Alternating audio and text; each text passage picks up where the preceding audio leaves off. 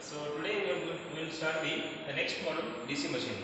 In the DC machines we have two units. One is the DC generator and second one is the DC motor. So first we will discuss the DC generator. Okay. So in the today's lecture we will discuss the construction features and the working principle of a DC generator. So before going to the construction and working principle, so let me revise. So a simple loop generator. Okay. So what happens in AC generator? So let us consider a magnetic pole, there is north pole and south pole. Here we have the magnetic lines of force moving from the north pole to south pole. So within this magnetic field, so a conductor, okay, a rectangular coil is placed. Let me take A, B, C, D. A rectangular coil is placed within this magnetic field area. So whenever this conductor rotates in any direction, either clockwise or anti-clockwise direction, so whenever this conductor cuts by this uniform magnetic field, then according to the Faraday's electromagnetic induction, an EMF is induced in the conductor. So whatever once the EMF is induced in the conductor, then the current will flow in the conductor. So that current will be taken out to the load with the help of the slip rings and brushes. So this is the working of AC generator, which we already discussed in the AC generator unit. So what is the difference between the AC generator and DC generator? The same diagram consider. So here also we have the north pole and south pole. So uniform magnetic field which is moving from north pole to south pole. Within this magnetic field area, a rectangular coil is placed, and the end of this conductor is connected to the two split rings. Okay, it is not slip ring. See, split, S-P-L-I-T. That is split ring, also called as commutator. Okay, and brushes, and output of the brushes will be given to the external load. So the working principle is same. So whenever the conductor rotates in this uniform magnetic field area, so whenever conductor comes in contact with this magnetic flux, then an EMF is induced according to the electromagnetic induction. So once the EMF is induced, then the current will flow in the conductor, and that current will be taken out to the load with the help of the split rings and brushes. So only the difference is here we are using the slip rings, here we are using the split rings. Why the split rings are used here instead of slip ring? Because this is AC generator, means which converts mechanical energy to electrical energy, and the output will be in terms of AC. But here DC generator, conversion of mechanical to electrical, but the output required is DC form, not AC. So remember that whatever the EMF induced in the conductor, that is always in AC form. To convert AC to DC, so we are using the commutator here. So this is an additional equipment which we are using the DC generator, which converts the alternating current to direct current, and then it will be given to the load circuit.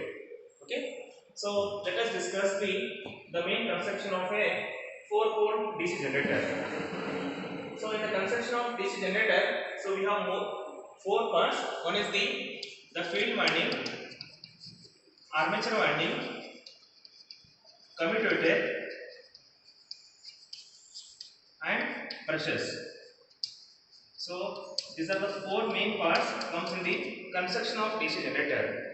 So let us discuss one by one. So what is the field winding? So as we already know that, so we require 4 parts. One is the magnetic field. So this is the part of this field winding. Okay. So this is the pole number 1, second pole, third pole and fourth pole. So 4 field magnets.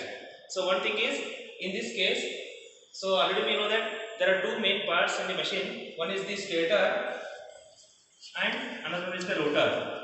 So in this case, the field winding is placed on the stator, means stationary part of the machine. The armature is which is placed on the rotor part, which is the rotating part of the machine. So it means that in the AC generator, so the armature winding is placed in the stator winding, the field windings are placed in the rotor winding, but exactly it is reversed in case of DC generator. So here you can see the field magnets, the field poles are placed in the stationary part of the machine, means they are not rotate, this is fixed, and these are the armature winding, that is also called as rotor, which is the rotating part in the DC machine. But exactly it is reversed in case of AC generator. Armature winding is in the stator, field winding is in the rotor in the AC generator. Here it is stator is equal to field winding and rotor is equal to armature winding. So that's one more major difference in the construction part. And here you can see the outermost part of the machine, that is called yoke.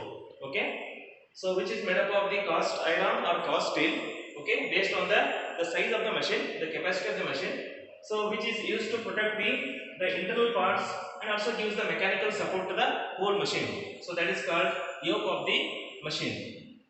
And second part will be the field magnets. Okay, in the field magnets we have two parts.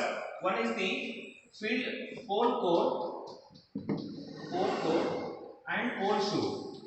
So in the field magnets we have sub classification, pole core and pole shoes. Pole core means so where the field windings, the electromagnetic coils can be placed on the pole core.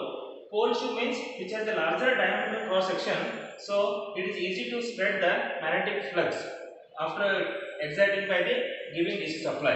That is the advantage of having the pole shoe.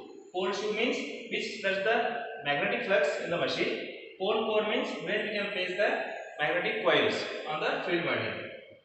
So this is about the field winding. So let us discuss how the armature winding. So armature winding means it is the rotating part of the machine. So we have the armature conductors. So there are many number of slots on its outer periphery. So where we can place the number of conductors. The conductors may be made up of copper. Okay, and inside this armature winding we have another two parts. One is the commutator, and above the commutator we have this shaded part is called as brushes. The function of the commutator already I told, which converts generated EMF to DC. That is called as mechanical, acts like a mechanical rectifier, which converts from AC to DC. Okay. So normally the construction of the machine is same for both DC motor and DC generator. So only thing is that if we give mechanical input to the machine which converts electrical output, then it is called DC generator. If you are giving input DC and taking output mechanical, then it is called DC motor. There is no change in the construction of DC motor and DC generator. So both case, this is the DC. This acts as a DC motor as well as DC generator. But when it acts like a DC motor, we are giving directly input DC supply to the machine. The mechanical output will be taken. In that case, the commutator helps to supply the DC current to the armature winding. So now in this case, DC generator case, the mechanical to electrical conversion is required. So in this case, so this commutator will be supplies the current to the rotor winding. So that is the difference between the DC generator and DC motor. And brushes means once the commutator does the function of conversion of AC to DC, so that current will be collected and given to the external circuit. So that is the function of the brushes. Okay. So collection of current made from the commutator and supplied to the external load circuit. So that is the function of the brushes, which is stationary. It is not rotating. The brushes are stationary. Only the commutator segments will be rotating, and which carries the current from the commutator and give it to the external circuit. That is the function of the brushes. So this is the construction of the DC generator. So we have discussed the field winding here, armature winding, commutator and brushes. And in the field winding, the pole core and pole shoes. And the outermost part will be the yoke. So these are the main parts of a DC generator. So let us discuss the working principle of a DC generator. The working principle is, so we should know that three main parts. One is the magnetic flux, second one is the conductor system, and third one is the relative motion between conductor and magnetic flux. According to the working principle of DC generator is depends upon according to the Faraday's electromagnetic induction. So according to the Faraday's electromagnetic induction, to induce an EMF in the conductor, we require magnetic flux, conductor system, and the relative motion between the conductor and the magnetic flux. So in this case, the magnetic flux is produces in the stator of the machine, that is with the help of the DC excitation. So separate DC excitation will be fed to the machine. So these coils are electromagnetized. So these are stationary. So uniform magnetic field will be created with the help of DC excitation. So we got a magnetic flux in the machine with the help of the DC excitation. And conductor system is required. Conductor system is in this machine. the armature winding we have the number of slots. In each slots the conductors are placed. So this is the rotating part of the machine. So we got the conductor system. And the third option is generating motion. So this is a DC generator, conversion of mechanical to electrical. So this commutator and the armature winding will be connected to the external shaft prime mover. Okay, the shaft of the machine is connected to the external prime mover.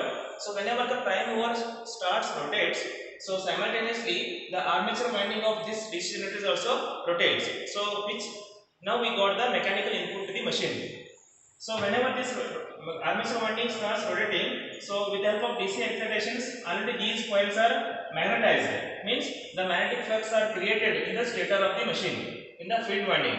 So whenever this is rotating, so whenever this, according to the Faraday's law, whenever this conductor cuts by this magnetic field, then an EMF is induced in the conductor or coil. So once the EMF is induced in the conductor or coil, so that means the current starts flowing in the coil.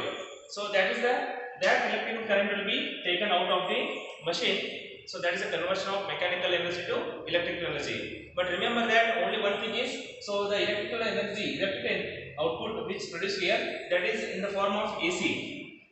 To convert AC to DC, this commutator will be used, which converts that alternating current to direct current. Because this is a DC generator, the output should be in terms of DC. So conversion of mechanical to electrical is done by this process, and conversion of AC to DC will be done by the function commutator.